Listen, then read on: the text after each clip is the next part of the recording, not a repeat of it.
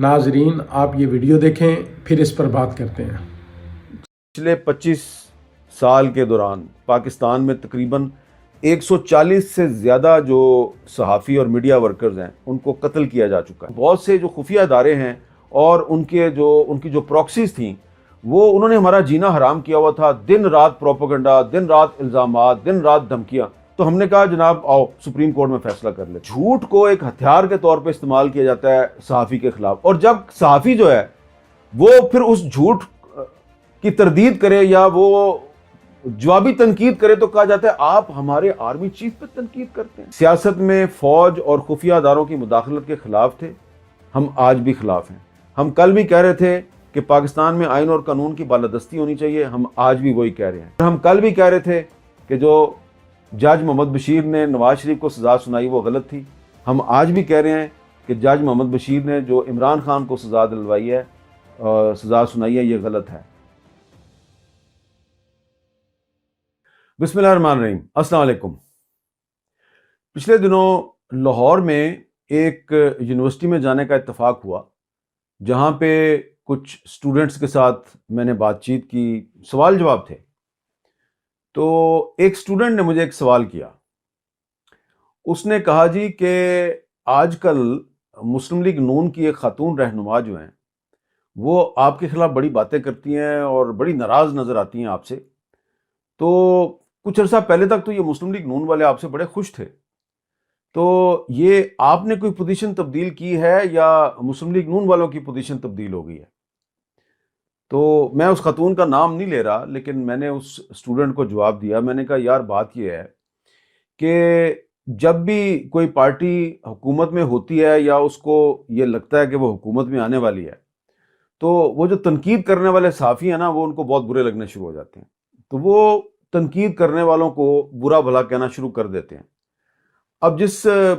خاتون سیاستدان کے بارے میں سوال کیا اسٹوڈنٹ نے مجھے، میں نے اس کو بتایا کہ یہ جو خاتون ہیں یہ پہلے پیپلز پارٹی میں ہوتی تھی، اور اس وقت پیپلز پارٹی کی حکومت تھی، اور یہ پیپلز پارٹی کے دور میں پنجاب اسمبلی میں کھڑے ہو کے تو میرے پہ الٹے سیدھے الزامات لگایا کرتی تھیں۔ آج تک یہ اپنا کوئی الزام سچا ثابت نہیں کر سکیں۔ انہوں نے نہ صرف اپنی پارٹی بدلی، اپنی پوزیشن تبدیل کی، اور میں کبھی جو ہے وہ میں نے ان پر براہ راست کبھی تنقید نہیں کی، لیکن وہی ہمیشہ مجھ پر تنقید کرتی ہیں، پارٹی بھی بدل لیتی ہیں۔ پہلے وہ نواز شریف صاحب کو بہت برا بھلا کہتی تھیں، اب وہ نواز شریف صاحب کی تعریف میں زمین آسمان کے کلابے ملاتی ہیں۔ تو ہم جیسے چھوٹے لوگ اگر ان کے ٹارگٹ پہ آ جاتے ہیں تو آپ گھبرایا نہ کریں۔ اچھا، اب کل ہی مجھ سے ایک اور نوجوان صحافی یہ پوچھ رہے تھے مجھے کہ 2018 میں جب نواز شریف صاحب کو سزا دی گئی، 10 سال قید کی سزا سنائی گئی ان کو بھی اور مریم نواز شریف صاحبہ کو بھی، تو آپ نے اس سزا کو بھی غلط کہا، اور اب 2024 میں عمران خان صاحب کو مختلف مقدمات میں سزائیں سنائی جا رہی ہیں، آپ عمران خان کو جو سزا سنائی جا رہی ہے آپ اس کو بھی غلط کہتے ہیں، تو آپ صحیح کب ہوتے ہیں؟ میں نے اس اپنے صحافی دوست سے کہا کہ یار بات یہ ہے کہ اگر عدالتیں ایسے فیصلے کریں جو کہ بعد میں قائم رہیں تو ہم ان فیصلوں کو درست قرار دیں گے، لیکن جب عدالتیں ایسے فیصلے نہیں کرتی کہ جو بعد میں قائم رہیں تو ہم ان فیصلوں کو کیسے درست کہیں؟ وہ نواز شریف صاحب کے خلاف جو 2018 میں ایک لوئر کورٹ کا فیصلہ تھا اس کو تو جو اعلیٰ عدالتیں ہیں انہوں نے اڑا دیا، یہاں تک کہ جو نواز شریف صاحب کو لائف ٹائم ڈسکوالیفائی کیا سپریم کورٹ آف پاکستان نے، تو بعد میں سپریم کورٹ نے اپنے اس فیصلے کو بھی اڑا دیا۔ تو اس میں ہمارا کیا قصور ہے؟ تو میں نے آج آپ کو بتانا یہ ہے کہ بہت سے لوگ یہ سمجھتے ہیں کہ شاید ہم نے قسم کھائی ہوئی ہے کہ ہم نے ہر حکومت پہ تنقید کرنی ہے، یا ہم اپنی کو پوزیشن تبدیل کر لیتے ہیں۔ بتانا آپ کو یہ ہے کہ پاکستان میں جو صحافت ہے یہ اتنا مشکل کام ہے کہ اگر آپ نارمل جرنلزم بھی کرتے ہیں نا تو کچھ لوگوں کو ایسا لگتا ہے کہ یہ بڑی ایب نارمل جرنلزم ہے۔ اب نارمل جرنلزم کیا ہوتی ہے؟ نارمل جرنلزم یہ ہوتی ہے کہ آپ نے جس طرح کے بھی حالات ہیں اس میں آبجیکٹیوٹی کا مظاہرہ کرنا ہے، اور جو آپ کو نظر آ رہا ہے اور جو آپ درست سمجھتے ہیں وہ آپ نے کہہ دینا ہے. یہ ایک صحافی کی نارمل جرنلزم ہے. لیکن پاکستان میں اتنی اب نارمیلٹیز ہوتی ہیں کہ جب آپ کوئی نارمل کام کرتے ہیں تو لوگ کہتے ہیں ہو یہ تو بڑی اب نارمل بات ہو رہی ہے. اب اگر میں نے 2018 میں جو نواز شریف کو سزا سنائی گئی اس کو بھی غلط کہہ دیا، اور 2024 میں جو عمران خان کو سزا سنائی گئی اس کو بھی غلط کہہ دیا، تو کچھ لوگوں کو اس میں بھی پرابلم نظر آ رہا ہے کہ یہ کیوں ہے بھائی. اس لیے کہ 2018 میں بہت سے صحافی ایسے تھے، جب نواز شریف کو سزا سنائی گئی تو انہوں نے اس کی بڑی تعریف کی تھی. جب سپریم کورٹ نے نواز شریف کو ڈسکوالیفائی کیا تو بہت سے صحافی جو ہیں انہوں نے اس طرح خوشی کے شادیانے بجائے کہ جیسے کوئی ان کا ذاتی مسئلہ تھا نواز شریف کے ساتھ. تو ہم نے اس وقت بھی اس سزا کو غلط کہا. اب عمران خان کو سزا سنائی جا رہی ہے تو ہم یہ کہہ رہے ہیں جی کہ سزا جو ہے وہ ایک اوپن کورٹ کو سنانی چاہیے. یہ کیا بات ہوئی کہ جیل کے اندر ایک کورٹ آپ لگا کے اور جیل کے اندر مخصوص صحافیوں کو بلا کے اور ان کے سامنے آپ ایک پروسیڈنگ کرتے ہیں اور سزا سنا دیتے ہیں. تو ٹیکنیکل گراؤنڈز پہ میں نے یہ کہا کہ یہ سزا جو ہے یہ قائم نہیں رہے گی، جس طرح نواز شریف کی سزا بھی قائم نہیں رہی، تو اس پہ بھی لوگوں کو پرابلم ہے. میں نے آج آپ کو بتانا یہ ہے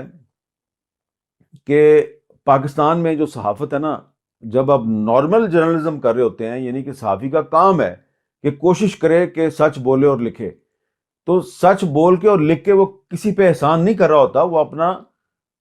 پیشہ جو ہے، اپنی جو پیشہ ورانہ ذمہ داریاں ہیں ان کو سر انجام دے رہا ہوتا ہے.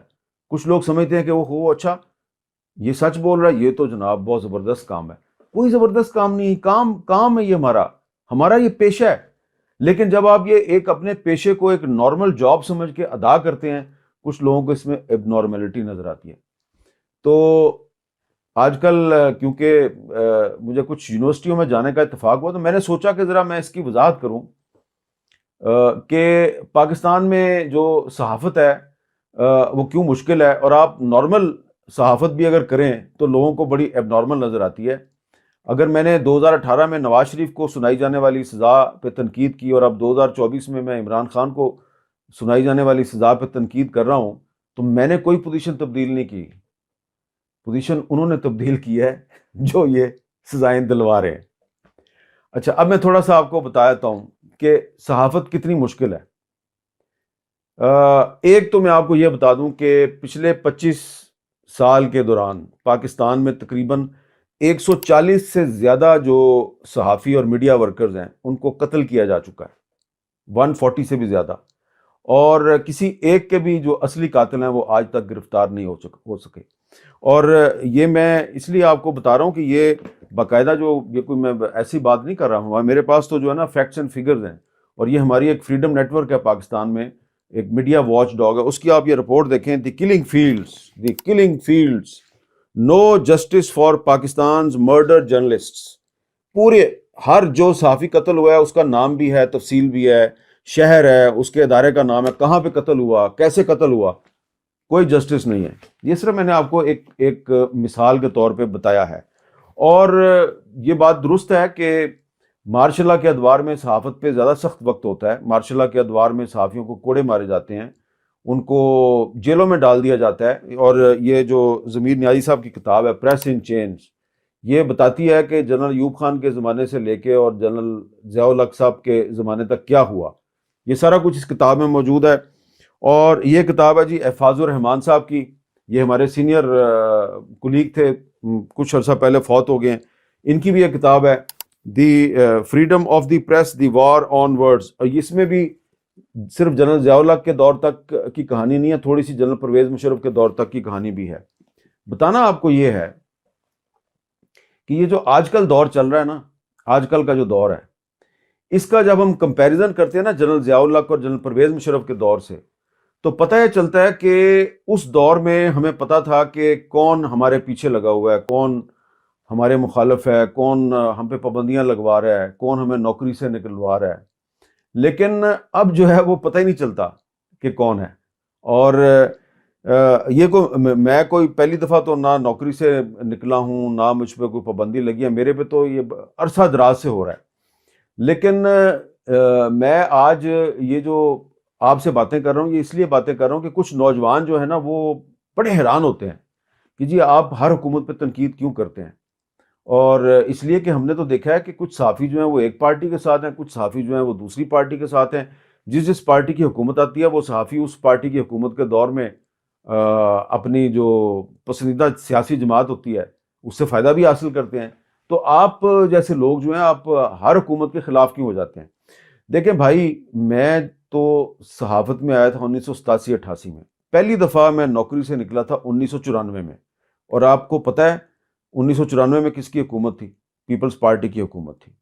اس وقت محترمہ بے نظیر بھٹو حکومت میں تھی۔ یہ میں نہیں کہتا کہ بے نظیر بھٹو صاحبہ جو ہیں انہوں نے مجھے نوکری سے نکلوایا، لیکن جب اس وقت مجھے جنگ اخبار سے نکالا گیا تو جو اس وقت جو میرے باس تھے انہوں نے کہا جی آپ کو حکومت کے کہنے پہ نکالا ہے ہم نے۔ بعد میں وہ جو ان کی بات تھی وہ درست ثابت نہیں ہوئی، اور اس کے چند سال کے بعد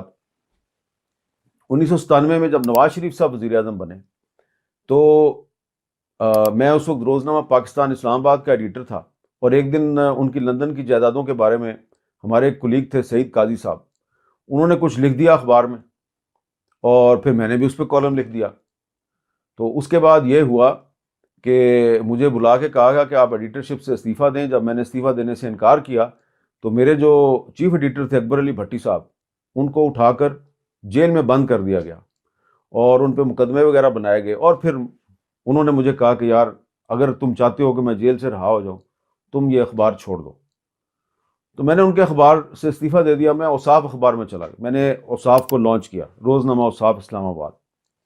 وہاں پہ کیا ہوا جی کہ 1998 میں بھی نواز شریف صاحب وزیر اعظم تھے، تو ہمارے اخبار میں کوئی ایسی چیز چھپ گئی تو سینیٹر سیف الرحمان صاحب ہوتے تھے احتساب بیورو کے سربراہ، ان کے حکم پر ایف آئی اے اور پولیس اور انٹیلیجنس بیورو انہوں نے ہمارے اخبار کے دفتر پہ حملہ کر دیا، بڑا اس پہ شور شرابہ ہوا۔ تو اس وقت بھی مجھے کچھ میرے ینگ کولیگز یہ کہتے تھے کہ جی ہر حکومت سے آپ کی لڑائی کیوں ہو جاتی ہے۔ بہرحال وہ اللہ بخشے بیگم کلثوم نواز شریف صاحبہ کو کہ ان کی مداخلت سے نواز شریف صاحب جو انہوں نے مجھے فون کر کے سوری کی اور وہ معاملہ رفع دفع ہو گیا، لیکن وہ سیز فائر جو ہے وہ زیادہ عرصہ قائم نہیں رہا، اور پھر 1999 آ گیا، اور پھر ایک کالم پر سیف الرحمان صاحب مجھ سے ناراض ہو گئے، اور جس دن وہ مجھے دوبارہ گرفتار کروانا چاہ رہے تھے 12 اکتوبر 1999، اتفاق سے اسی دن نواز شریف صاحب کی حکومت ختم ہو گئی۔ اب نواز شریف صاحب جناب گرفتار ہو گئے، وہ جیل میں چلے گئے، اور جنرل پرویز مشرف صاحب جو ہیں وہ پاکستان کے آل ان آل بن گئے۔ اب مشرف صاحب جو ہیں انہوں نے نواز شریف صاحب پہ ہائی جیکنگ کا کیس بنا دیا تھا کہ جی یہ جہاز اغوا کرنے لگے تھے، تو ہائی جیکنگ کے کیس میں وہ نواز شریف صاحب کو پھانسی دینا چاہتے تھے۔ تو اب جناب ہم نے نواز شریف صاحب کی پھانسی کی مخالفت شروع کر دی، اور ہم نے کالم لکھنے شروع کر دیے جی کہ پھانسی آپ نے دینی ہے تو اس سسٹم کو دیں جس سسٹم میں نواز شریف جیسے سیاستدان پیدا ہوتے ہیں، آپ اس بندے کو کیوں پھانسی دے رہے ہیں، کیونکہ یہ تو پھانسی کا کیس ہے ہی نہیں ہے۔ اچھا، وہ جو اس زمانے میں جو پرویز مشرف صاحب کے میڈیا مینیجرز تھے انہوں نے کہا یار یہ نواز شریف صاحب جو ہیں انہوں نے تو آپ کو نوکری سے نکلوایا، آپ کے چیف ایڈیٹر کو گرفتار کروایا، آپ پر انہوں نے اٹیک کروا دیا، تو اب آپ ان کو سپورٹ کر رہے ہیں۔ تو میں نے ان کو یہی کہا بھائی کہ ہمارے جو بزرگ ہیں جنہوں نے ہمیں صحافت سکھائی ہے انہوں نے یہ سکھایا ہے کہ آپ نے کبھی کسی کے ساتھ ذاتی مخاصمت یا پرسنل گرج جو ہے اس کو سامنے رکھ کے جرنلزم نہیں کرنی، پسند اور ناپسند اپنی جگہ پہ، صحافت اپنی جگہ پہ۔ تو یہ جو سلسلہ ہے یہ اسی طرح چلتا رہا، اور اس کے بعد جناب 2002 آ گیا، 2002 کا الیکشن ہوا۔ تو 2002 کے الیکشن سے کچھ عرصہ پہلے جیو ٹی وی جو ہے اس کی لانچنگ ہوئی 14 اگست 2002 کو۔ یہ میں آپ کو ایک بڑی انٹرسٹنگ بات بتا رہا ہوں۔ تو پرویز مشرف صاحب کے جو کچھ میڈیا مینیجرز تھے انہوں نے مجھے بلایا، انہوں نے کہا جی یہ چینل جو ہے نا جیو، اس پر آپ نہ جائیں، اس لیے کہ یہ را فنڈڈ ہے، اس کو انڈیا سے پیسے مل رہے ہیں۔ میں نے کہا اچھا ٹھیک ہے میں نہیں جاتا، آپ مجھے اس کا کوئی ثبوت دے دیں۔ تو انہوں نے کوئی ثبوت نہیں دیا، تو میں نے جناب جیو جو ہے وہ ناظرین آپ نے یہ ویڈیو دیکھ لی، اپنی رائے کا اظہار کمنٹس سیکشن میں کریں اور انشاءاللہ ملتے ہیں نیکسٹ ویڈیو میں. اللہ حافظ.